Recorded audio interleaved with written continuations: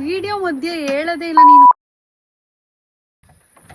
ನಾವು ನಾರ್ವೆಗೆ ಬಂದು 2 ಡೇಸ್ ಆಗಿದೆ ಈ ಮನೆಗೆ ಶಿಫ್ಟ್ ಆಗಿ. ಸೊ ನಾವು ಬಂದಿದ್ದು ಸ್ಯಾಟರ್ಡೆ ಆ್ಯಂಡ್ ಇಲ್ಲಿ ಸಂಡೇಸ್ ಎಲ್ಲ ಶಾಪ್ಸು ಕ್ಲೋಸ್ ಇರುತ್ತೆ. ಅದಕ್ಕೆ ಇವತ್ತು ಮಂಡೇ. ಸೊ ಇವತ್ತೇನಾದರೂ ಇಂಡಿಯನ್ ಸ್ಟೋರ್ ಏನಾದರೂ ಇದೆಯಾ ಅಂತ ಸ್ವಲ್ಪ ಸಿಟಿ ಸೆಂಟ್ರಮ್ನ ಎಕ್ಸ್ಪ್ಲೋರ್ ಮಾಡೋಕೆ ಹೋಗ್ತಾ ಇದೀವಿ ಇಬ್ರು. ಇಂಡಿಯನ್ ಸ್ಟೋರ್ ಎಲ್ಲಿದೆ ವಿಶು?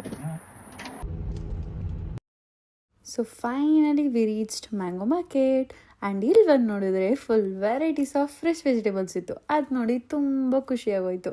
ಏನಪ್ಪ ಇವಳು ಫ್ರೆಶ್ ವೆಜಿಟೇಬಲ್ಸ್ ನೋಡಿ ಇಷ್ಟು ಖುಷಿ ಪಡ್ತಿದ್ದಾಳೆ ಅಂತ ಅಂದ್ಕೊಂಡ್ರಾ? ಹೌದು, ನಾವಿರೋದು ನಾರ್ವೆ ಅರೆಂಡಾಲಲ್ಲಿ.